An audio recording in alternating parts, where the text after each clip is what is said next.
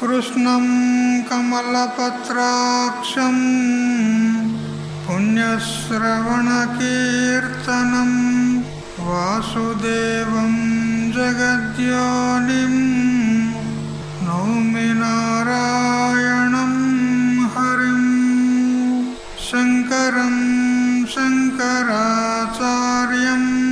కేశవం బాదరాయణం సూత్రభాష్యకృతో వందే భగవంతౌ పునః పునః ఈశ్వరో గురురాత్మేతి మూర్తిభేదవిభాగినే వ్యోమవద్వ్యాప్తదేహాయ దక్షిణామూర్తయే నమః. యుక్తాహారవిహారాయ వివిక్తస్థలవాసినే మలయాళయతీంద్రాయ బ్రహ్మనిష్ఠాయ తే నమః. గీతా భాగవతాద్వైత తత్వామృతస్వరూపిణే గండిక్షేత్ర నివాసాయ రామకృష్ణాయ తే నమః. ఓం పూర్ణమదః పూర్ణమిదం పూర్ణాత్ పూర్ణముదచ్యతే పూర్ణస్య పూర్ణమాదాయ పూర్ణమేవావశిష్యతే. ఓం శాంతి శాంతి శాంతి. స్వాంత పరికల్పిత బ్రహ్మాండాంతర్వర్తి సకల చరాచరముల యొక్క అసత్ జడ దుఃఖ మోహాత్మకమైనటువంటి సకల ఉపాధుల కంటే విలక్షణమై సత్ చిత్ ఆనంద రూపం చేత స్వయం ప్రకాశమానమై వెలుగొందుచున్నటువంటి ప్రత్యేక అభిన్న పరమాత్మకు సాష్టాంగ ప్రణమిల్లుతూ ఆత్మీయులారా, శ్రీమద్ భగవద్గీత 6వ అధ్యాయము ఆత్మ సంయమ యోగము. అందులో 2 శ్లోకాలు చెప్పుకున్నాం. ఎవరైతే కర్మఫలాలను ఆశ్రయించకుండా, అంటే కర్మఫలాల యొక్క అపేక్ష లేకుండా ఆయా వర్ణాశ్రమాల ధర్మాలకు బద్ధుడయ్యి వారికి విధానం చేసినటువంటి కర్మలు ఎవరైతే చేస్తారో అటువంటి కర్మయోగి సన్యాసి అనబడతాడు. అంతేగాని అగ్నులను వదిలినంత మాత్రాన మరియు క్రియారహితుడైనంత మాత్రాన సన్యాసి అనబడడు. ఎవరైతే దేనిని సన్యాసం అని అంటారో అదే యోగము. సన్యాసానికి యోగానికి భేదం లేదు అంటారు. ఎందుకంటే కర్మఫల త్యాగము కర్మయోగి యందు ఉంటుంది, సర్వకర్మ సన్యాసము త్యాగము సన్యాసి యందు ఉంటుంది.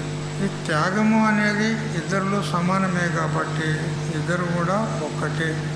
ముఖ్యంగా కర్మయోగి అయినా ఉండుగాక సన్యాసి అయినా ఉండుగాక సకల సంకల్పాలన్నింటినీ కూడా వదిలితేనే సన్యాసి లేదా యోగి అనబడతాడు. సంకల్పాలను వదలకుండా అతడు యోగి అన్నిటికీ కానేరడు అని చెప్పుకున్నాము. తర్వాత 3వ శ్లోకం చదవండి. ఆరు వృక్షోర్మునేర్యోగం కర్మకారణముచ్యతే యోగారూఢస్య తస్యైవ శమః కారణముచ్యతే. యోగం యోగసిద్ధియగు యోగారూఢత్వ దశను ఎవరైతే 6 వృక్షోహో అధిరోహించడానికి ఇచ్చగిస్తారో అటువంటి మునేహే అంటే మననశీరుడైనటువంటి మునికి కర్మ అంటే నిష్కామ కర్మానుష్ఠానము కారణము సాధనము ఉపాయము అంటాడు. ఎవరైతే యోగమును ఆరోహించాలి యోగమును అధిరోహించాలి అని కోరిక గలవారై ఉంటారో వారికి నిష్కామ కర్మయే కారణము. ఇక ఎవరైతే యోగం నందు ఆరూఢుడైనాడో అటువంటి వానికి శమ కారణముచ్యతే. శమము అంటే చిత్తోపరతి సాధనము అని చెప్పినాడు. ఎంతవరకైతే అంతఃకరణ శుద్ధి కలిగి వివేకాదులు పట్టుబడి శ్రవణాదులయందు ఆరూఢుడు కాడో అంతవరకు నిష్కామ కర్మ ఇది అత్యావశ్యకం. ఇక జ్ఞాన సాధనాలయందు ఎప్పుడైతే ఆరూఢుడైతాడో సాధన చతుర్థ సంపత్తిని పొంది శ్రవణం మననము నిధిధ్యాసనము ఎవరైతే చేయుటయందు సమర్థుడవుతాడో అప్పుడు ఇక కర్మలతో పని లేదు. శ్రమ కారణం ఉచ్యతే, చిత్త ఉపరతే సాధనమవుతుంది అని చెప్పినాడు. ఇక్కడ అర్జునుడి యొక్క ప్రశ్న మేరకు ఈ శ్లోకాన్ని భగవంతుడు ప్రవృత్తి చేసినాడు. అర్జునుడి యొక్క ప్రశ్న ఏమిటంటే, హే కృష్ణదేవా, ఫలాసక్తిని వదిలి కర్మ చేయుటే శ్రేయోదాయకమని మీరు అంటున్నారు. మరి ఈ కర్మలను బ్రతికినన్నాళ్ళు చేయాల్సిందేనా? చచ్చేంత వరకు కర్మ చేసుకుంటూ ఉండాల్సిందేనా? మరి ఆ కర్మలు చేయుటకు ఒక అవధి అనేది ఉందా? ఎందుకంటే శృతిలో కూడా చెప్పబడింది, యావజ్జీవం అగ్నిహోత్రం జుహుయాత్ కుర్వన్నేవేహ కర్మాని జిజీవిషేచ్చతకం సమాహ అని ఈశావాస్యోపనిషత్తు చెప్తుంది. జీవించి ఉన్నంత వరకు కర్మలు చేస్తూనే ఉండాలి, అగ్నిహోత్రాది కర్మలు చేస్తూ ఉండాలి అని శాస్త్ర విధానం కూడా ఉంది. మీరు కూడా చెప్తూనే ఉన్నారు, నిష్కామంగా కర్మలు చేయి, నిష్కామంగా కర్మలు చేయి. మొదటి నుంచి అదే చెప్తున్నావు కదా. మరి ఈ జీవుల పరిస్థితి ఇంతేనా? ఇక సత్య దగ్గర కర్మలు చేసుకుంటూనే ఉండాలనా? లేదా దానికంటే ఇంకా ఏదైనా పై అంతస్తు వేరే ఉపాయము ఏదైనా ఉందా? మరి ఈ విధి విరామం లేకుండా జీవితాంతం కర్మలు చేస్తే, కర్మలు చేసినప్పుడు మన చిత్తము శాంతంగా ఉంటుందా, విక్షేపంలో ఉంటుందా? కర్మ చేసేటప్పుడు ఆ చిత్తం ఎట్లా ఉంటుంది? కర్మ చేసేటప్పుడు శాంతంగా ఉంటుందా? ఆ కర్మ ఎందే విగ్రహమై ఉంటుంది మన చిత్తము. ఎక్కడ శాంతి? శాంతి లేదు, ఏమి లేదు. మరి శాంతి లేకపోతే ఎందుకు ఈ కర్మలు చేసి? శాంతి లేకపోతే ఎందుకప్ప? ప్రతివాడు కూడా శాంతిని సుఖాన్ని కోరుకుంటాడు కదా. మరి సుఖమే లేదు, శాంతే లేదు, ఈ కర్మలు చేసి ఎందుకు? సత్య దగ్గరికి ఇదేనా? కానీ మనందరికీ అనుభవంలో ఉంది. ఒక దశలో మనము దినం పూట మన వ్యాపారాలన్నిటిని కూడా సమాప్తం చేసుకొని రాత్రిపూట పడుకున్నప్పుడు అన్నీ వదిలిపెట్టి పోతాం. ఎక్కడ? నిద్రలోకి, గాఢ నిద్రలోకి వెళ్ళిపోతాం. అప్పుడు సుఖం ఉన్నదా? విక్షేపం ఉన్నదా? సుఖం లేదా? నిద్రలో, గాఢ నిద్రలో సుఖం లేదా? మరి లేదంటాను కదా. అక్కడ సుఖం లేకపోతే మరి అక్కడికి ఎందుకు పోతున్నావు? నిద్ర ఎందుకు పోతున్నావు? మరి పని చేసుకుంటూనే ఉండేగా 24 గంటలు. ఎప్పుడైతే 12 గంటలు చేయనే చేసినావు, మళ్ళీ 12 గంటలు రాత్రి అంతా అదే పని చేయగా నిద్ర ఎందుకు పోతున్నావు? నిద్ర పోతున్నావు అంటే అన్ని వదిలిపెట్టి అక్కడ సుఖం ఉందేనే కదా ప్రతి జీవుడు నిద్రపోతున్నాడు. అంటే మన జీవితంలో కొంత భాగము సుఖాన్ని కూడా అనుభవిస్తుంది ఎక్కడ? గాఢ నిద్రలో. మరి అక్కడనైతే ఏ కర్మ లేదు, ఏ విక్షేపం లేదు, శాంతంగా హాయిగా ఉంటున్నాము. అంటే వదిలిపెడితేనే సుఖము అని నాకు అనిపిస్తుంది. అర్జునుడు అంటున్నాడు, అన్ని వదిలిపెట్టి సుషుప్తిలో పోయినప్పుడు హాయిగా ఉన్నాము, కర్మలు చేసినప్పుడు సుఖం లేదు. అంటే కర్మలను వదిలిపెట్టి ఉండడమే సుఖము. అందుకని నాకు అనిపిస్తుంది, హే కృష్ణదేవా, కర్మలను వదిలిపెట్టాలనా? వదిలిపెడితే సుఖమా? మరి కర్మలు చేస్తే సుఖమా చెప్పు అని ఈ విధంగా అర్జునుడు ప్రశ్న చేసినప్పుడు చెప్పినాడు అనమాట. అయ్యా చూడు, ఎంతవరకు నీకు వేదాంత శ్రవణం చేయుటకు యోగ్యత ప్రాప్తం కాదో, అధికారం ప్రాప్తం కాదో అంతవరకు కర్మలు చేస్తూనే ఉండాలి. ఎప్పుడైతే వేదాంత శ్రవణానికి అధికారి అవుతావో అప్పుడు కర్మలు వదిలిపెట్టు, ఇంకా చేయాల్సిన అవసరం లేదు అని చెప్పినాడు. ఒక ఆయన తెలియకుండా బావిలో పడ్డాడు అనుకోండి. ఏదో రాత్రిపూట పోతున్నాడు, ఆ దారి పక్కనే బావి ఉంది, దానికి ఏం ఫెన్స్ అంటే కంచె ఏమీ లేదు. అంత పోయాడు, దారి కనుక అందులో పడ్డాడు. అతనికి ఈత రాదు. అటు ఇటు దొర్లాడుతూ ఆ పక్కకు ఒక చెట్టు వేరు ఉంటే పట్టుకున్నాడు. ఇక ఇక రాత్రి అంతా అలా పట్టుకొని ఉన్నాడు. ఉదయం పూట దారి గుండా ఎవరైనా వస్తారు కదా అని చెప్పి కేకలు వేసాడు. ఆ బావిలో నుండి కేకలు వేస్తే ఎవరో ఆ దారి గుండా పోయేటువంటి వాడు ఆ బావిలో నుండి కేకలు వినపడుతున్నాయి, పాపం ఎవరు బావిలో పడ్డట్టున్నదని అతడు ఆ దగ్గరికి వచ్చి చూశాడు. చూసేసరికి అందులో వ్యక్తి ఉన్నాడు. అప్పుడు అయ్యో పాపం బావిలో పడ్డాడని చెప్పి అతడు ఒక తాడు తీసుకొచ్చాడు. ఒక చివర అతను పట్టుకున్నాడు, ఒక చివర లోనికి వదిలాడు. అయ్యా, ఈ తాడు చివరను పట్టుకొని నువ్వు బయటకు రా అని అంటే, ఇప్పుడు అతడు బయటకు తాడు పట్టుకొని రావన్నా, రాత్రి అంతా ఈ చెట్టు వేరు నన్ను కాపాడింది అని చెప్పి ఆ చెట్టు వేరుని ఇడవకుండా అట్లే పట్టుకొని ఉండాలా? తాడు పట్టుకొని బయటకు వస్తేనే వాని కళ్యాణం, లేకపోతే చస్తాడు అన్నది. అంతేనా లేదా? అంటే తర్వాత సాధన మనకు ఎప్పుడైతే దొరుకుతుందో అప్పుడు పూర్వ సాధన వదిలిపెట్టాలి. మనం నడుస్తున్నప్పుడు కూడా చూడండి, ఈ కాలు ముందుకు వేయగానే వెనక కాలు లేపుతాం. నేను వెనక కాలు లేపానంటే అన్నీ ఉంటావు, అంతే కదా. నేను వెనక కాలు లేపా అట్లే ఉంటా అంటే అక్కడే ఉంటావు, ఇక ముందుకు పోలేవు. అందుకని ముందు అడుగు వేసిన తర్వాత వెనక కాలు లేపాలనే పడుతుంది, లేపితేనే ముందుకు పోతావు.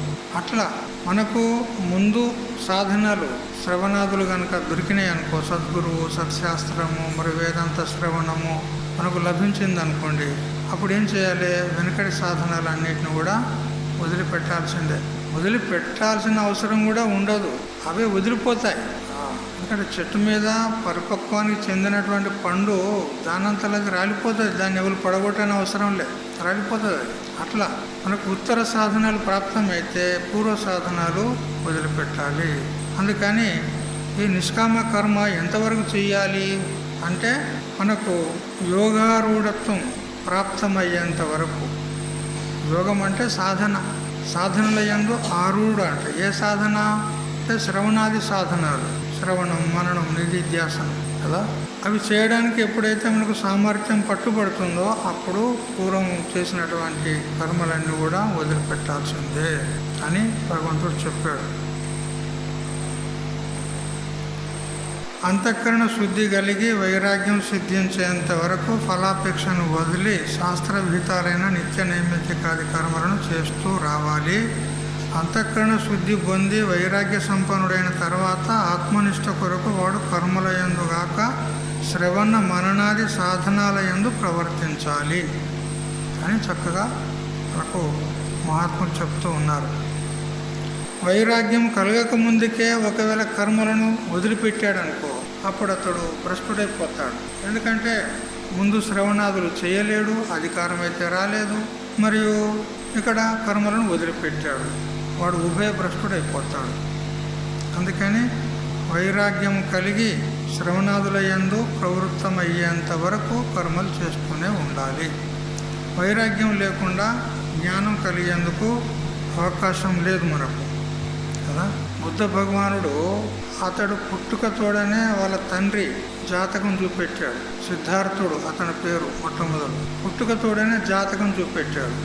జాతకం చూపెడితే ఆ పురోహితులు అన్నారు, ఇతడు విరక్తుడయ్యి వెళ్ళిపోతాడు, ఇంట్లో ఉండడు అని చెప్పారు. అప్పుడు రాజుకు భయం వేసింది, శుద్ధోదన రాజుకు భయం వేసి, నా కొడుకు బయటకు వెళితే బాహ్య ప్రపంచంలోకి వెళ్ళి ఒకవేళ చూడరాని దృశ్యాలను కనుక చూశాడనుకో, అప్పుడు అది చూడగానే వెంటనే విరక్తుడయ్యి ఎక్కడ వెళ్ళిపోతాడో అని భయం చేత అతన్ని అంతఃపురం నుంచి బయటకు వెళ్ళనీయలేదు. చూడు, అంతఃపురంలోనే అన్ని సౌకర్యాలు ఏర్పరిచారు. అతనికి ఏమేమి కావాలి, విలాసాలకు ఆడుకోవడానికి అట్లా బగీచలు అంటే అన్ని ఉద్యానవనాలు వగైరా అన్నీ అంతఃపురంలోనే ఏర్పరిచి అందులోనే ఉంచాడు, కానీ బయటకు వెళ్ళనీయలేదు. పెద్దవాడయ్యిండు, యువకుడయ్యిండు, పెళ్లి చేశాడు, ఒక కొడుకు కూడా పుట్టాడు.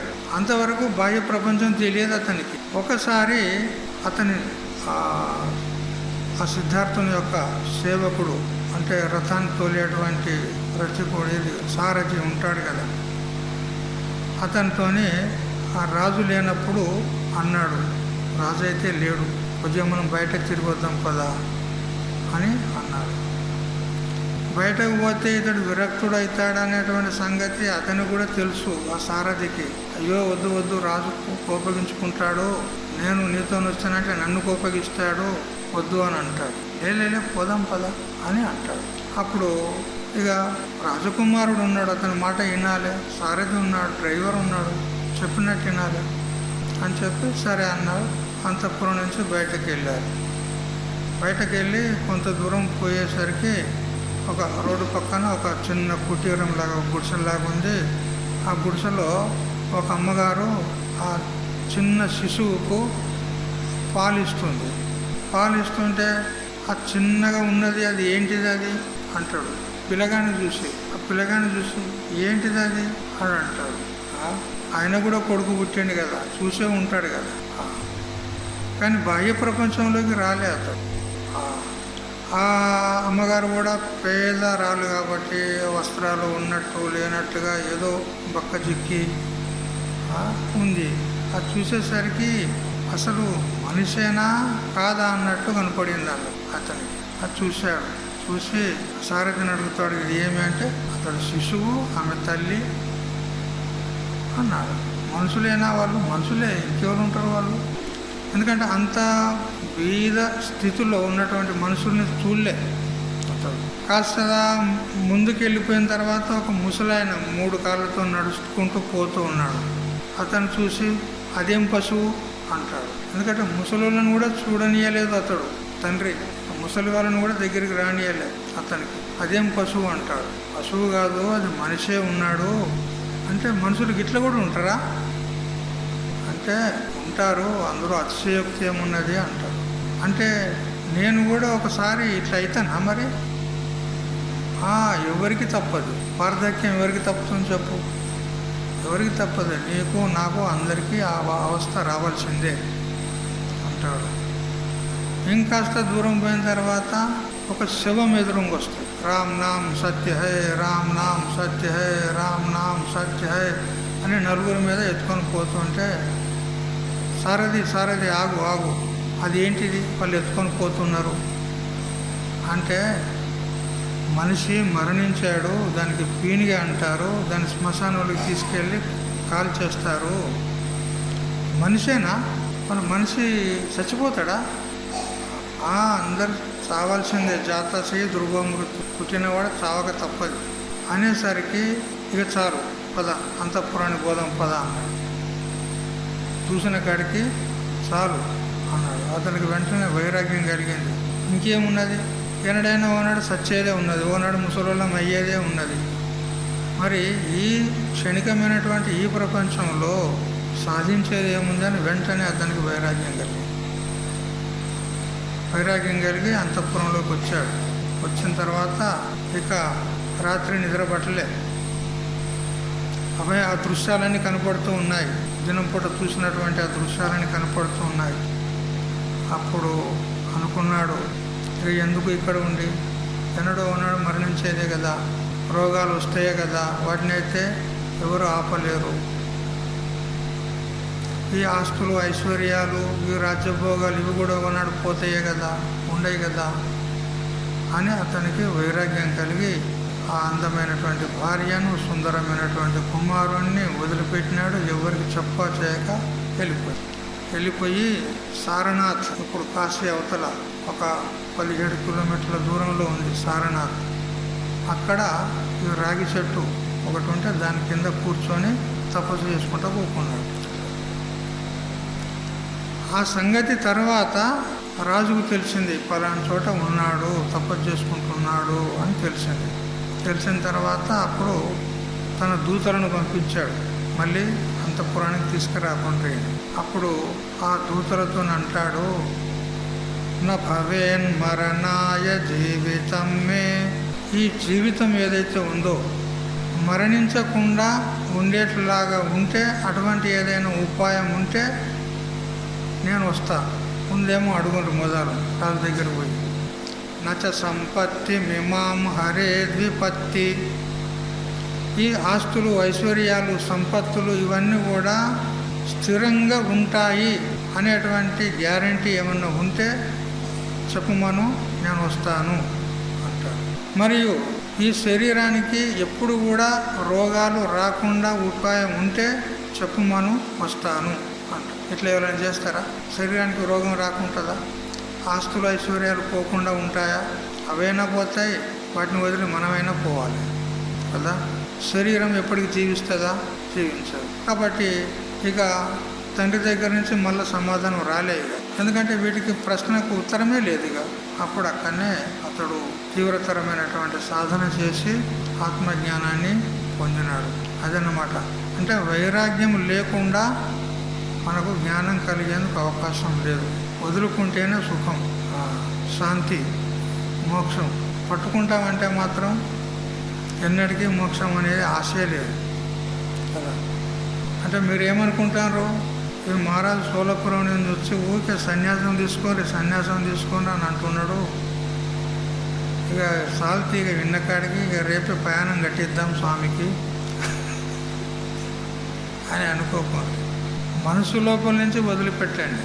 మనసు లోపల నుంచి అహంకార మమకారాలు ఏవైతే ఉన్నాయో, ఆ పిల్ల బ్యాకలు మనములు మనవరాళ్ళు, ఆస్తి ఐశ్వర్యము, ఇల్లు, భూమి, పుట్ర, వాటి మందు మోహం ఉన్నది కదా, నాది నాది నాది అని. ఆ నాది అనేటువంటి మోహాన్ని వదిలిపెట్టండి. ఏది నీదని చెప్పు, నీదేమున్నదని చెప్పు. భూమి నాది అన్న భూమి పక్కున నవ్వు, ధనము నాది అన్న ధనము నవ్వు అని శేషప్ప కవి చెప్తాడు. ఈ భూమి నాది అని అంటే భూమి నవ్వుతుందంట మనల్ని చూసి. ఎందుకంటే ఇట్లాంటి దరిద్రులు వేల మంది పోయినరు నామించేది, ఇప్పుడు ఇవాళ వచ్చి నాది నాది అంటున్నాడు అని నవ్వుతుందంట ఆ భూమి. నిజమా వద్దామా? ఇప్పుడు నీ రిజిస్ట్రేషన్, ఇప్పుడు నీ పట్టా మీద ఒక భూమి ఉంది, ఒక 4 ఎకరాలు 5 ఎకరాలు ఉంది. దాని మీద ఇదివరకు ఎంతమంది పోయినరు కదా, నువ్వు రాకముందుకు ఎంతోమంది పోయినరు నాది నాది అనుకుంటా. మరి నవ్వదా ఆ భూమి? అట్లా అక్కడిని ఇడిచిపెట్టి పోవాలి. ధనశ్చ భూమౌ పశవశ్చ గోష్ఠే కాంతాగృహద్వారి జనశ్మశానే దేహశ్చితాయాం పరలోక మార్గే ఏకానుగో గచ్చతి ఏవ జీవః కదా. ధనం భూమిలో వాతర పెట్టింది అక్కడనే పోతుంది, బ్యాంకులనే పోతుంది.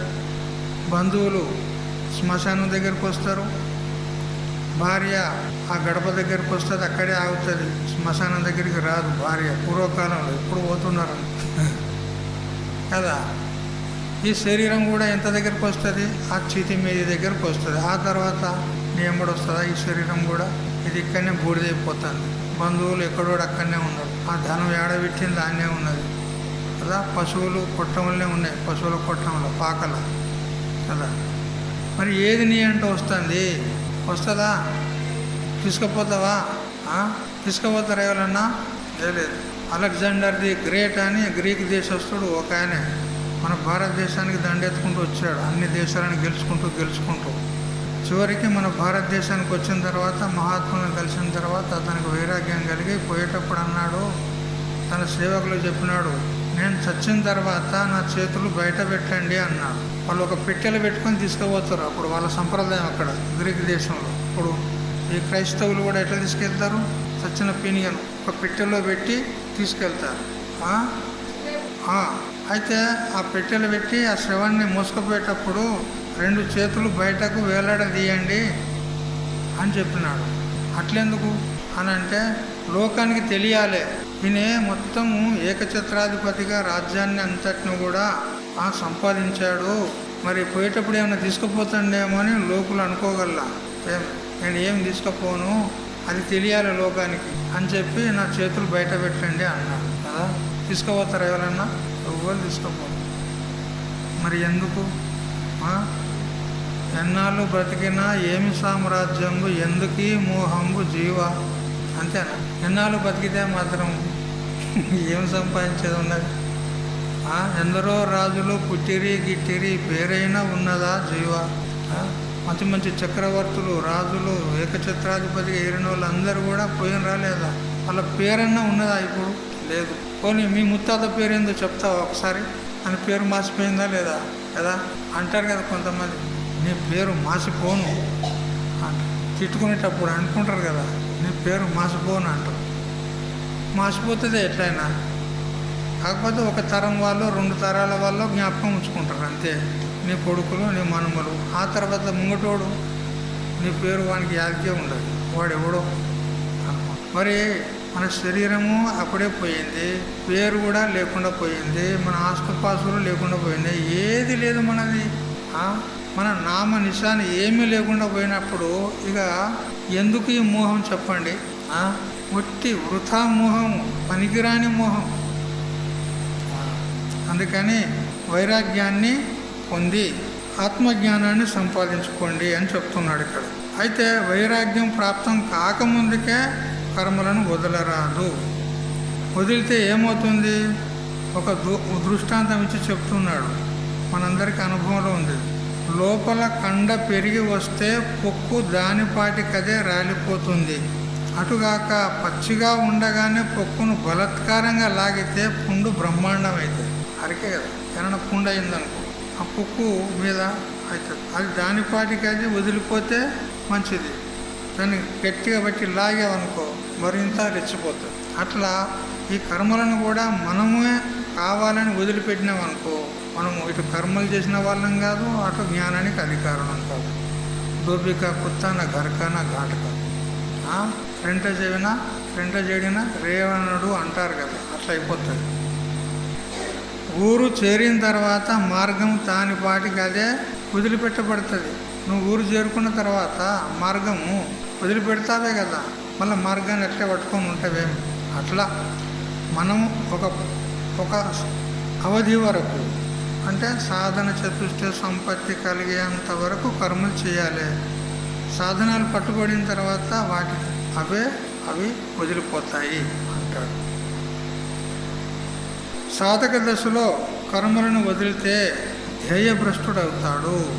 అంటే సాధ్యాన్ని పట్టుబడక ముందే వదిలిపెడితే అతడు భ్రష్టుడైపోతాడు. కర్మల ద్వారా చిత్తశుద్ధి కలిగినప్పుడు వివేకాది వైరాగ్య సాధనలు పట్టుబడతాయి. అప్పుడు కానీ నువ్వు ఉత్తర సాధనలు పట్టుకున్న తర్వాత పూర్వ సాధనలు వదలొచ్చు. వంట అయ్యే వరకు మంట ఉండాలనా లేదా? వంట అయ్యేంత వరకు మంట ఉండాలనా లేదా? వంట కాకముందుకి మంట తీసేస్తారా? మంట కదా, మంట తీసేస్తే ఏమవుతుంది? అంత ఆ బియ్యం అన్నీ కచ్చపెక్క అయిపోతుంది అంత కదా, తినడానికి యోగ్యం ఉండదు కదా. ఆ హిమాలయాలలో అన్నం వండుతారు, ఉడికిందని అనుకుంటారు వాళ్ళు, తీసే వరకు మళ్ళీ గట్టిగా అవుతుంది. ఎంత 5 నిమిషాల లోపల మళ్ళీ చల్లగా అవుతుంది. ఆ చలికి ఒకటి బియ్యమే వేసిండ్రా అని అనిపిస్తుంది మనకు. బియ్యం లాగానే ఉంటాయి. అది తింటే ఇక లోపల ఇక అది యుద్ధం చేస్తుంది, లోపల పోయి కదా, కుట గడగడ యుద్ధం చేస్తుంది అట్లా. అందుకని బియ్యం ఉడికేంత వరకు మంట ఉండాలి, వంట అయ్యేంత వరకు మంట ఉండాలి. వంట కాకముందుకే మంట తీసేసినారనుకో అప్పుడు వంటంతా చెడిపోతుంది. అట్లా మనకు సాధనాలు పట్టుబడేంత వరకు ఈ కర్మలు చేస్తూనే ఉండాలి. అరణ్య ప్రాంతంలో ప్రయాణిస్తుండే ఒక బాటసారి దప్పిక కొని జలపానం కోసం బావిలోకి దిగాడు. కాలు జారి బావిలో పడినాడు. వానికి ఈత రాదు. ఇప్పుడు చెప్పిన కదా దృష్టాంతం, అదే చెప్పినాడు. కాబట్టి ఈ శ్లోకంలోని భావం ఏంది అనంటే, కర్మలను వదలాలి, కానీ ఇప్పుడే వదలరాదు. మనకు సామర్థ్యం కలిగిన తర్వాత, యోగారూఢత్వ సామర్థ్యం కలిగిన తర్వాత వదలొచ్చు, అంతేగాని అంత పూర్వము వదలకూడదు అని చెప్పినాడు. ఈ విధంగా మనము 3వ శ్లోకాన్ని తెలుసుకున్నాము. తర్వాత 4వ శ్లోకం చూద్దాం. 4వ శ్లోకం చదవండి. యదా హీనేంద్రియార్థేషు నకర్మస్వను సజ్జతే సర్వసంకల్ప సన్యాసి యోగారూఢస్తదోచ్యతే. యదా హీనేంద్రియార్థేషు, నేంద్రియార్థేషు అని ఇట్లా కూడా పాఠం ఉంది, చేంద్రియార్థేషు అని ఇట్లా కూడా పాఠం ఉంది. ఎట్లయినా ఆపత్యం లేదు, అర్థం ఒకటే. యదా హి అంటే ఎప్పుడైతే, ఇంద్రియార్థేషు అంటే ఇంద్రియ విషయములందు, ఇంద్రియాలకు విషయాలేవి శబ్ద స్పర్శ రూప రస గంధ అనేటువంటి పంచ విషయాలు. మరియు కర్మసుచ, కర్మల యందు కూడా నా అనుసజ్జతే, ఎప్పుడైతే ఆసక్తుడు కాదో తదా అప్పుడు సర్వ సంకల్ప సన్యాసి, అంటే సమస్త సంకల్పాలను విడిచిన వాడయ్యి యోగారూఢ ఉచ్యతే, అతడు యోగారూఢుడు అనబడతాడు. యోగారూఢుడు ఎప్పుడైతాడయ్యా అనేదానికి సమాధానం చెప్పినాడు ఇక్కడ. అంటే ఈ శ్రోత్ర, త్వక్కు, చక్షు, జిహ్వ, గ్రహణ అనేటువంటి పంచ జ్ఞానేంద్రియాలకు విషయాలు ఏవైతే శబ్దాది విషయాలు ఉన్నాయో, శబ్ద స్పర్శ రూప రస గంధ అనేటువంటి విషయాలు, ఆ విషయాల యందు ఆసక్తి లేనివాడయి, మరియు కర్మల యందు కూడా ఆసక్తి లేనివాడయి, సకల సంకల్పాలన్నింటి కూడా ఎప్పుడైతే వదిలిపెడతాడో అప్పుడు అతడు యోగారూఢుడు అనబడతాడు. అంటే జ్ఞానానికి అధికారి అవుతాడు. అప్పుడు ఇప్పుడు మనం చెప్పుకున్నాం కదా, వైరాగ్యం కలగకుండా జ్ఞానానికి అధికారి కాడు. వైరాగ్యేన వినా జ్ఞానం కదాచిన్ నోపజాయతే. వైరాగ్యం కలగకుండా ఎప్పుడు కూడా జ్ఞానం కలగడానికి అవకాశం లేదు. మరి వైరాగ్యం అంటే ఏంది? భగవంతుడు ముందు 13వ అధ్యాయంలో కూడా చెప్తాడు, ఇంద్రియార్థేషు వైరాగ్యం అనహంకార ఏవచ జన్మ మృత్యు జర వ్యాధి దుఃఖదోషానుదర్శనం 13వ అధ్యాయంలో చెప్తాడు కదా. ఇంద్రియార్థేషు అంటే మన పంచ జ్ఞానేంద్రియాలు అయితే ఉన్నాయో వాటికి అర్థములు, అర్థములు అంటే విషయాలు, శబ్దాది విషయాలు, వాటి యందు వైరాగ్యం ఉండాలి. మరి సకల కర్మల యందు కూడా ఫలాపేక్ష లేకుండా ఉండాలి. ఈ విధంగా సకల సంకల్పాలను అన్నిటిని కూడా వదిలితేనే అప్పుడు యోగారూఢుడు అనబడతాడు. అంటే జ్ఞానానికి అధికారి అవుతాడు. అప్పుడు శ్రవణాదులు చేయగలుగుతాడు. ఇంద్రియ విషయాలలో ఆశ కానీ, అనుషంగం అంటే ఆసక్తి కానీ ఎప్పుడైతే ఉండదో అప్పుడు నువ్వు యోగారూఢుడవు అని తెలుసుకో. శబ్ద స్పర్శ రూప రస గంధాలు అనేటువంటి పంచ విషయాలను వీటిని ఇంద్రియార్థములు అంటారు. ఇంద్రియార్థములు అంటే ఇంద్రియాలకు విషయం, అర్థములు అంటే విషయం. ఇంద్రియాలకు విషయాలు శబ్దాది విషయాలు. ప్రపంచమంతా కూడా ఈ పంచ విషయాలతోనే నిండి ఉంది. నువ్వు ఎక్కడన్నా పో, ఈ 5 విషయాలు తప్ప 6వ విషయం లేదు. ఇక ఎందుకు? ప్రపంచమంతా 5 భూతాల యొక్క కార్యమే ఉంది కాబట్టి ఒక్కొక్క భూతానికి ఒక విషయం ఉంది. ఆకాశానికి శబ్ద విషయం, వాయువుకి స్పర్శ విషయము, అగ్నికి రూప విషయము, జలానికి రస విషయము, పృథ్వీకి గంధ విషయం. ఈ శబ్ద స్పర్శ రూప రస గంధ 5 భూతాలు ఉన్నాయి కాబట్టి 5 విషయాలు ఉన్నాయి. 6వ భూతం లేదు, అందుకని 6వ విషయం లేదు. సర్వత్ర పంచభూతాన్ని సిస్టం కించిన్ న విద్యతే అని అంటూ యోగ వాసిష్టంలో వాల్మీకి మహర్షుల వారు అంటారు. నువ్వు పాతాళం పో, స్వర్గలోకం పో, బ్రహ్మలోకం పో, వైకుంఠం పో, ఎక్కడన్నా పో, ఈ 5 భూతాలే ఉంటాయి, 6వ భూతం లేదు. కాకపోతే కొన్ని చోట్ల కొన్ని భూతాల యొక్క వాటి యొక్క అతిశయము న్యూనత అనేది కొంచెము వేరువేరుగా ఉంటుంది. ఇప్పుడు మన పృథ్వీలోకంలో ఈ భూమి యొక్క ఆధిక్యత ఎక్కువ ఉంది, మిగతా భూతాల యొక్క ఆధిక్యత తక్కువ ఉంది. భూమి పైన కూడా విచారం చేస్తే 3 భాగాలు జలం ఉంది, 1 భాగమే భూభాగం ఉంది కదా. అన్నీ అరేబియా సముద్రం, బంగాళాఖాతం, హిందూ మహాసముద్రము, పసిఫిక్ మహాసముద్రము, అట్లాంటిక్ సముద్రము, ఇవన్నిటిని కనుక మనం వాటి వైశాల్యం లోపల కనుక చూస్తే భూభాగం కంటే 3 రెట్లు ఎక్కువ ఉంది సముద్రం. అయితే ఆ సముద్రమైనా కానీ భూమిపైనే ఉంది, లోనంతా భూమే ఉంది కాబట్టి భూమి అధిక భాగం అని చెప్పవలసి వచ్చింది. అయితే కొన్ని లోకాల లోపల ఇప్పుడు సూర్యమండలం ఉంది, సూర్యలోకం, అక్కడ అగ్నిభూతం ప్రధానంగా ఉంటుంది, మిగతాయి గౌనంగా ఉంటాయి, తక్కువ మాత్రలో ఉంటాయి. అట్లా వాయులోకం అని, వరుణలోకం అని ఇట్లా చెప్పినవి పురాణాల లోపల. వరుణలోకం లోపల జల ప్రాధాన్యమే ఉంటుంది, మిగతా భూతాలు తక్కువ ఉంటాయి. ఇట్లా న్యూనాధికత ఉంటే ఉండొచ్చు, కానీ మొత్తం మీద ఎక్కడ పోయినా కానీ 5 భూతాలే ఉంటాయి. 5 భూతాల కంటే 6వ భూతం ఇంకోటి లేదు. 5 భూతాల యొక్క విషయాలు 5 విషయాలు, శబ్ద స్పర్శ రూప రస గంధ అనే విషయాలు. కాబట్టి ప్రపంచమంతా కూడా ఈ 5 విషయాలతోనే నిండి ఉంది. కాబట్టి ఈ ఇంద్రియాలు ఎప్పుడు కూడా ఆ 5 విషయాల్లోనే బహిర్ముఖమై ప్రవృత్తం అవుతాయి. బాగా అలవాటైంది వీడికి జన్మల నుంచి బయటకు చూసేది, బయట శబ్దాన్ని వినేది, ఇవన్నీ అలవాటైంది, బాగా సంస్కారం ఏర్పడింది. కాబట్టి అవి కళ్ళు తెరిస్తే చాలు బయటకు పోతుంది అంతే. మనసుకు కూడా అలవాటైంది, ఆ ఇంద్రియాలనే ద్వారాల ద్వారా ఇది బయటకు పోతుంది. అయితే మనం ప్రయత్నం చేత ఇంద్రియాలను మనస్సును అదుపులోకి తీసుకోవాలి. సహజంగా రాదు, మన మనసు అదుపులోకి రాదు. చూస్తూ ఉండగానే నిన్ను ఎప్పుడో బోల్తా కొట్టించి అది బయట పోతుంది ఎప్పుడు. మరి ధ్యానానికి కూర్చుంటారు ఎప్పుడన్నా మీరు? ఆ ధ్యానానికి కూర్చున్నప్పుడు చూడండి మనసును, అది ఏం చేస్తుందో మంచిగా తెలుస్తుంది. నువ్వు ఇన్నే ఉంటావు, అది ఎప్పుడు పోతుంది, ఎక్కడనో పోతుంది, విశాఖపట్నం పోతుంది, అది నువ్వు ఇన్నే ఉంటావు, అది ఎప్పుడో పోతుంది కదా. కాబట్టి అది దాన్ని అరికట్టేది చాలా కష్టం. అందుకే భగవంతుడు అంటాడు ఇప్పుడు ఇదే అధ్యాయంలో, చంచలమిహిమన కృష్ణ ప్రమాది బలభద్రుడం అంటాడు.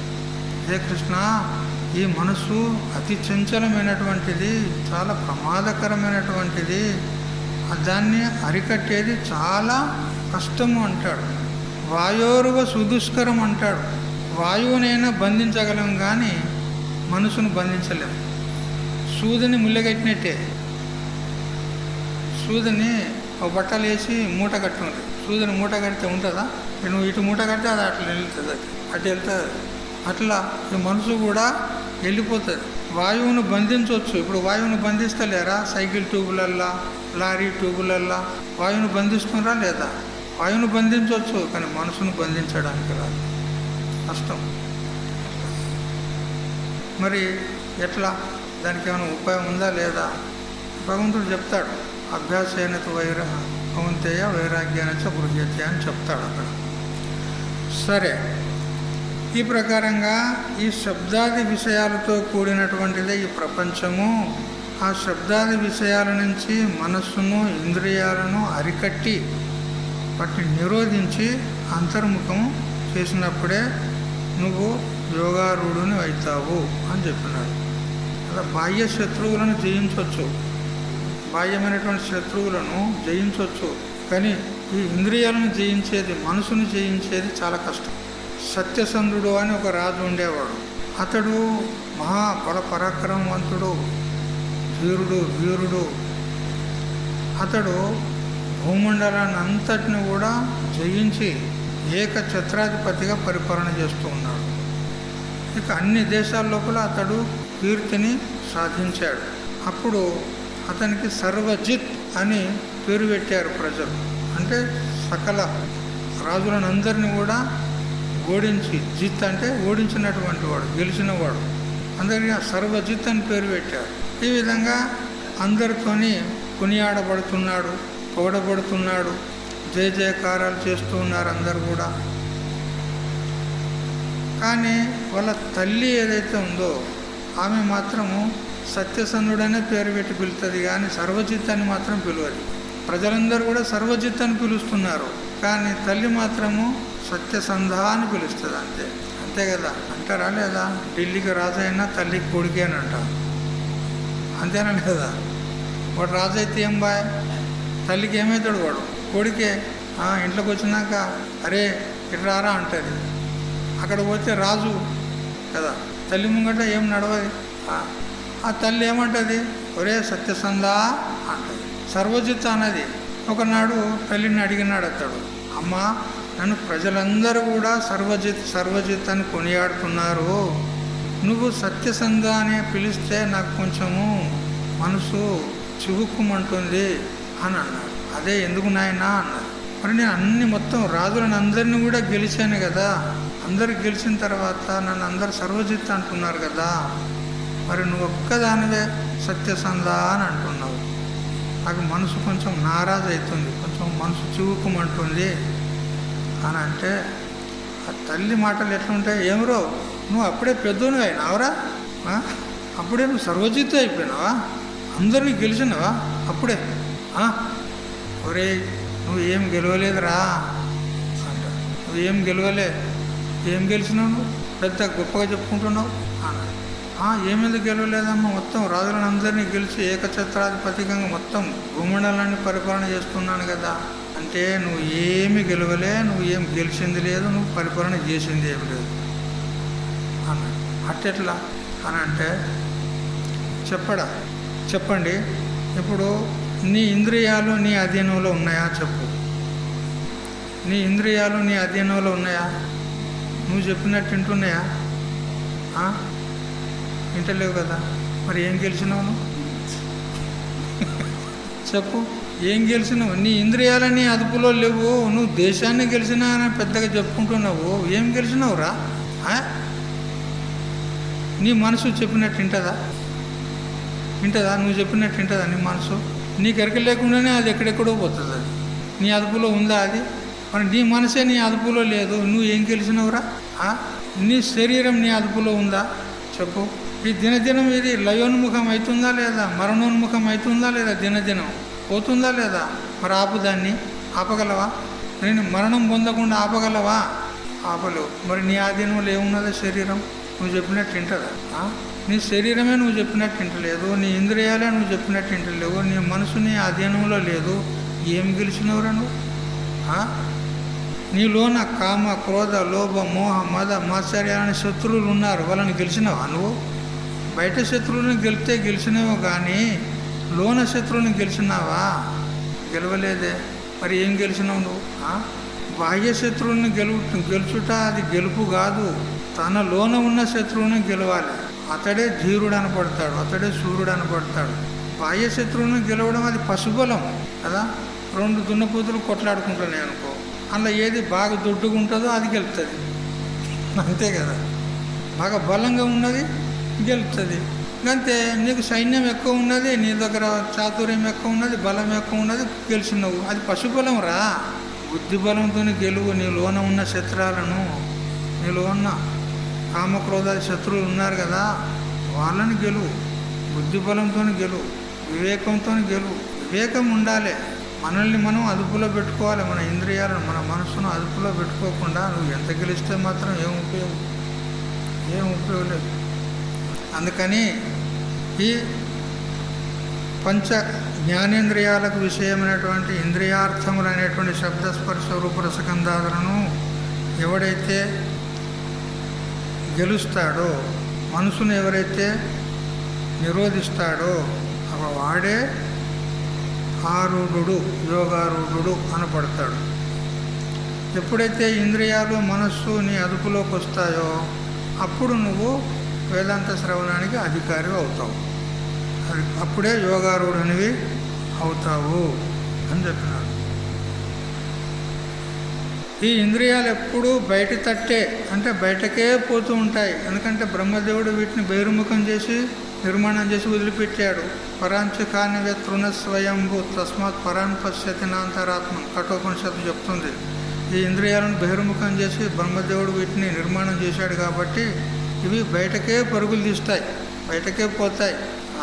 కాబట్టి వీటిని అంతర్ముఖం చేసిన వాడే ధీర పురుషుడు. కశ్చిత్ ధీర ప్రత్యేగాత్మానమైక్షత్ ఆవృత్త చక్షు అమృతత్వం ఇచ్చన్ కదా.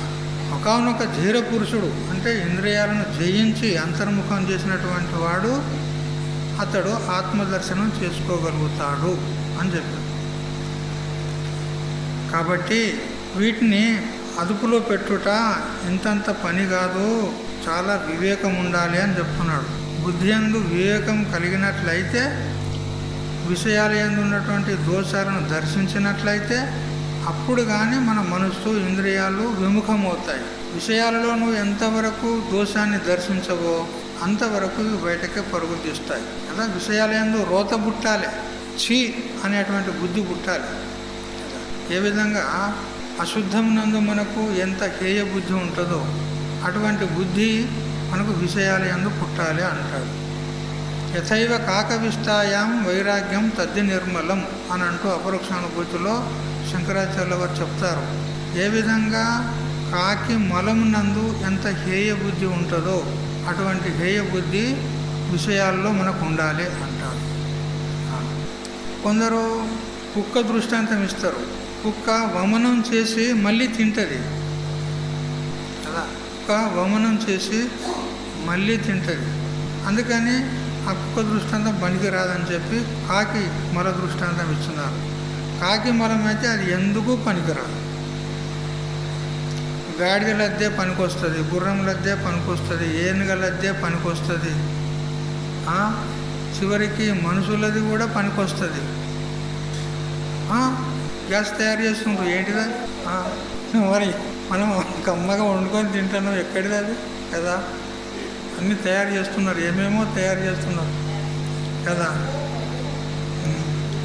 అది తీసుకుపోయి పంటశీలలో ఆలుగడ్డలు అవి ఇవి పండిస్తున్నారు. మనం తినేది ఏంటిది కదా? రొటేషన్ కదా, రొటేషన్ అవుతుంది. ఇక్కడి నుంచి అక్కడ పోతుంది, అక్కడి నుంచి ఇక్కడ వస్తుంది, మళ్ళీ రొటేషన్ అవుతుంది కదా. మనుషులది కూడా ఒకప్పుడు పనికి వస్తుంది, కానీ కాకి మలము అది ఎందుకు పనికిరాదు. దాని యందు ఎంత హేయ బుద్ధి ఉంటుందో అటువంటి బుద్ధి శబ్దాది విషయాల్లో ఉండాలి అని శంకరాచార్యులు వారు చెప్తారు కదా. ఇంద్రియాలు విషయాలను అనుభవించాలంటే వాటికి మనసు యొక్క తోడు ఉండాలి. ఇంద్రియాలు విషయాల దగ్గరికి వెళ్ళి విషయాలను అనుభవించాలంటే మనసు వాటితో తోడు ఉంటేనే ఆ విషయాలను అనుభవించగలుగుతాయి ఇంద్రియాలు. లేకపోతే మనసు తోడు లేకపోతే ఇంద్రియాలు ఏం పనిచేయవు. అట్లాగాక మనసును బుద్ధికి వశం చేసినామనుకో, బయటికి పోనీయకుండా, అప్పుడు ఇంద్రియాలు వాటంతలవే సన్నగిలిపోతాయి. ఎందుకంటే వాటికి తోడైనటువంటి మనసు లేదు కాబట్టి, మనసు అంతర్ముఖమైంది కాబట్టి ఈ ఇంద్రియాలు బయటకు పోయినా కానీ అవి నిర్వీర్యములు అయ్యి మళ్ళీ తిరిగి వెనక్కి వచ్చేస్తాయి. వాటికి పుష్టినిచ్చేటువంటి, వాటికి తోడు ఉండేటువంటి మనస్సు ఎప్పుడైతే మనం అంతర్ముఖం చేసుకుంటామో ఇంద్రియాలు అవి ఏం పనిచేయవు. అందుకని మనస్సును అదుపులో పెట్టుకోవాలి. ఇంద్రియాల ఆట అప్పుడు సాగదు అంటాడు.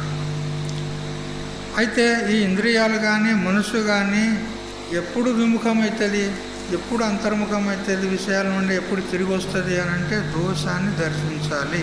దుఃఖ దోషాను దర్శనం అని భగవంతుడు 13వ అధ్యాయంలో చెప్తాడు కదా. ఈ దోషాలను దర్శించినంత వరకు మన మనసు వెనక్కి రాదు. వీటి గురించి విస్తారంగా యోగ వాసిష్టంలో దేహం యొక్క నింద, స్త్రీ నింద, ధన నింద, మరి మనసు యొక్క నింద, ఇంద్రియాల యొక్క నింద, వాటి యొక్క దోషాలను చూపెట్టి విస్తారంగా వర్ణన చేసి చెప్పినాడు యోగ వాసిష్టంలో. అది విశేషంగా తెలుసుకోవాలంటే అక్కడికి వెళ్ళి తెలుసుకోండి యోగ వాసిష్టంలో. అయితే ముఖ్యంగా ఏమిటనంటే ఈ ప్రపంచమంతా కూడా మిథ్యా ఉన్నది, సత్యము కాదు అనేటువంటి దృష్టి వచ్చినట్లయితే ఇక విషయాల దగ్గరికి పోం మనం. అంత మిథ్యా ఉన్నది, కళలాగా ఉన్నది, దానిలో మనం సాధించేది ఏమున్నది, క్షణికం ఉన్నది, ఇట్లా కనపడే అట్లా మాయమవుతుంది అనేటువంటి మిథ్యాత్వ దృష్టి వచ్చిందా, అప్పుడు విషయాల నుంచి మనస్సు ఇంద్రియాలు అనాయాసంగా అవి వెనుదిరుగుతాయి. ఆత్మ ఏదైతే ఉందో ఇది కర్తృత్వము భోక్తృత్వము లేనటువంటిది. ఎందుకు? అంతఃకరణంలో ఉన్నాయి ఈ కర్తృత్వ భోక్తృత్వాలు. నేను కర్తను, నేను భోక్తను, నేను సుఖిని, నేను దుఃఖిని అనేది ఎవరు? ఆత్మనా అంతఃకరణమా? అంతఃకరణము. ఆత్మయందు ఇవన్నీ ఏమీ లేవు, అది కేవలం ప్రకాశకం ఉన్నది అంతే, దీపంలాగా. ఈ కర్తృత్వ భక్తులన్నీ ఎక్కడున్నాయి అని అంటే అంతఃకరణంలో ఉన్నాయి. ఆత్మ అది నిష్క్రియం ఉన్నది, సవయవ పదార్థంలోనే క్రియ జరుగుతుంది, కానీ అది నిష్క్రియం ఉన్నది, నిరవయం ఉన్నది, దానిలో క్రియ ఎలా జరుగుతుంది? క్రియ జరగకపోతే కర్త ఎలా అవుతుంది? అందువల్ల ఆత్మ కేవలం సాక్షిగా ఉంది అంతే. అన్నిటిని చూస్తూ ఉంది, అన్నిటిని ప్రకాశిస్తుంది, దాని యొక్క వెలుగులోనే ఇవన్నీ పనిచేస్తున్నాయి, కానీ వాటితో దానికి ఏమీ సంబంధం లేదు. ఎవరు వాళ్ళు? నువ్వే స్వయంగా. సాక్షి అంటే ఎవరో కాదు, ఆత్మ అంటే ఎవరో కాదు, నువ్వే. నీకు ఈ శరీరంతో కానీ ఇంద్రియాలతో కానీ మనసుతో బుద్ధితో దేనితో సంబంధం లేదు. ఇక నీ శరీర సంఘాతంలోనే దేనితో సంబంధం లేకపోతే బాహ్యమైనటువంటి వస్తువులు వ్యక్తులతో ఏం సంబంధం నీకు? ఇది బాగా తెలుసుకోవాలి. అయితే ఒక దృష్టాంతం ఇచ్చాడు. ఆత్మ ఎట్లుంది అని అంటే ఈ తిరుగలి ఉంటుంది కదా, విసుర్రాయి, పిండి విసురుతారు. దానికి కింద ఒక రాయి ఉంటుంది, మీద ఒక రాయి ఉంటుంది. మీదిదే తిరుగుతుంది, కిందిది మాత్రం అట్లే స్థిరంగా ఉంటుంది కదా. అట్లా ఈ ఆత్మ స్థిరంగా ఉంటుంది. దాని మీద ఈ దేహేంద్రియాలన్నీ కూడా తిరుగుతూ ఉన్నాయి, అవి పనిచేస్తూ ఉన్నాయి. అది మాత్రం స్థిరంగా ఉంటుంది, అది కదలదు. అట్లా కబీర్ దాస్ మహారాజు ఒకసారి ఆ తిరుగలిని చూసి, ఆ విశ్వరాయిని చూసి బాగా ఏడిచాడు. ఎందుకు ఏడిచాడు అని అంటే, అతనికి ఒక ఆధ్యాత్మికమైన సత్యం అతనికి తెలిసింది దాని ద్వారా. ఏమిటి అని అంటే, అది విసురుతూ ఉన్నప్పుడు, గింజలు దానిలో వేస్తూ ఉన్నప్పుడు ఆ నడమ బొడ్డు ఉంటుంది ఒకటి, కట్టెదో ఇనుపదో పెడతారు కదా కింద. ఆ బొడ్డును ఆశ్రయించుకొని ఉన్నటువంటి గింజలేమో అవి సురక్షితంగా ఉంటాయి. ఆ బొడ్డును వదిలి పక్కకు వెళ్ళినటువంటి అన్ని పిండి పిండి అయిపోతాయి. అట్లా ఈ మాయ అనేటువంటి తిరుగలిలో జీవులందరూ కూడా పిండి పిండి అయిపోతుండ్రు. ఎవరైతే భగవంతుణ్ణి ఆశ్రయించారో వాళ్ళు మాత్రము సురక్షితంగా ఉంటారు అని ఈ సత్యం అతనికి తెలిసిందనమాట. ఈ జీవులందరూ కూడా ఇట్లా జన్మవరణ రూప సంసారం లోపల తిరిగి కొట్టుమిట్టాడుతున్నారే అని అతనికి దుఃఖం వచ్చింది. ఇట్లా మహాత్ములకు జీవులను చూస్తే ఒక్కోసారి దయ, వాళ్ళ లోపల ఒక కరుణ అనేది ఉత్పన్నమవుతుంది. అందుకనే కదా వాళ్ళు లోక కళ్యాణం కోసం వాళ్ళ జీవితాన్ని దారపోసి ఎన్నో సత్కార్యాలు చేయిస్తారు, బోధలు చేస్తారు, సత్సంగాలు చేస్తారు. మహాత్ముల యొక్క హృదయం చాలా సున్నితంగా ఉంటుందన్నమాట. చిన్నపిల్లల యొక్క హృదయం ఎట్లా ఉంటుందో, చిన్నపిల్లలకు వారు గద్దించి గట్టిగా మాట్లాడారనుకో వెంటనే ఏడుస్తారు పిల్లలు. ఎందుకంటే వాళ్ళ మనసు చాలా సున్నితంగా ఉంటుంది, సూక్ష్మం ఉంటుంది. అట్లా మహాత్ముల యొక్క హృదయము చాలా సూక్ష్మంగా సున్నితంగా ఉంటుంది కాబట్టి కరుణా హృదయం ఉంటుంది. సరే, ఈ విధంగా మరి 4 శ్లోకాలు తెలుసుకున్నట్లే. ఏమైనా తగులు నుక్సాలు ఉంటే మళ్ళీ రేపు విచారం చేద్దాం. మళ్ళీ 5వ శ్లోకంలోకి పోదాం. చాలా మహత్తరమైనటువంటి శ్లోకం, అద్భుతమైనటువంటి శ్లోకం. 5వ శ్లోకం, 6వ శ్లోకం, అది రేపు తెలుసుకుందాం. హరి ఓం తచ్చత్. ఓం సహనావతు సహనౌ భునక్తు సహ వీర్యం కరవావహై తేజస్వినావధీతమస్తు మా విద్విషావహై.